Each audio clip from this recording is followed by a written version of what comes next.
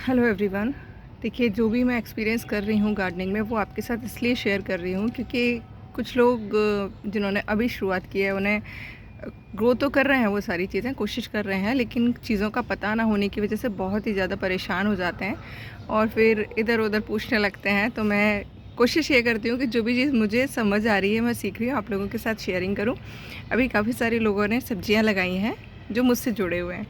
अब उनको ये नहीं पता कि मेल और फीमेल फ्लावर जो बेल वर्गीय सब्जियां होती हैं उन पर, वैसे तो सभी पर होते हैं बट बेल वर्गीयों पे तो समझ में भी नहीं आता है। जैसे देखिए, तुरई का बेल है और इसमें ये देखिए गुच्छों में एक फ्लावर का बंच है।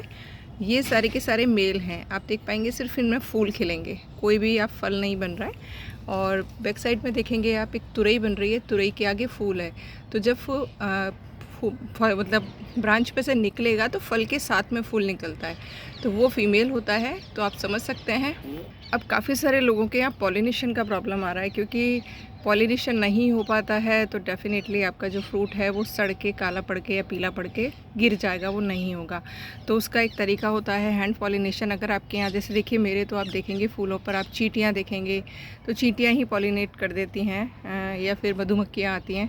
अगर आपके यहाँ कुछ भी नहीं आ रहा है तो फिर आपके पास एक ही सॉल्यूशन रह जाता है, हैंड पॉलिनेशन। मैं सच में इस मामले में थोड़ी सी बेस्ट हूँ कि मुझे ज़रूरत नहीं पड़ती है। हैंड पॉलिनेशन में क्या करना होता है कि देखिए ये मेल फ्लावर है, इसको लीजिए, इसका ये पोलन वाला जो हिस्सा होता है वो जो फीमेल फ्लावर होता है उसके पोलन के साथ में टच करना पड़ता है, जिससे कि फल जो है कन्वर्ट हो जाता है, मतलब आगे का प्रोसेस स्टार्ट कर देता है। तो ये चीज़ आपको करनी पड़ेगी। बैंगन, मिर्ची, टमाटर में इसकी ज़रूरत नहीं पड़ती है, इनके अपने आप ही हो जाता है। बट इसमें भी कुछ अलग अलग फूल होते हैं, कुछ झड़ जाते हैं और कुछ मैच्योर होते हैं।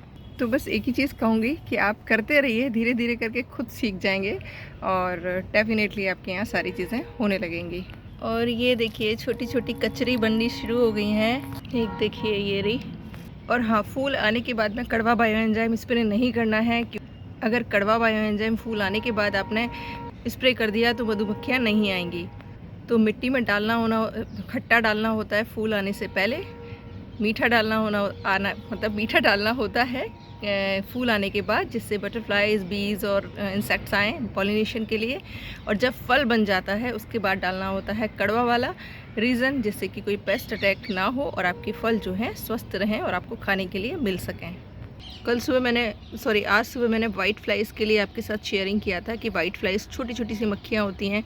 देखिए, आप देख पा रहे होंगे पीपल के पत्ते पर, और ये पत्तों के नीचे हो गई हैं और बहुत सारी हैं। तो आज मुझे इनका ट्रीटमेंट करना पड़ेगा, नहीं तो ये आने वाले टाइम में बहुत सारे पौधों को नुकसान पहुंचा सकती हैं।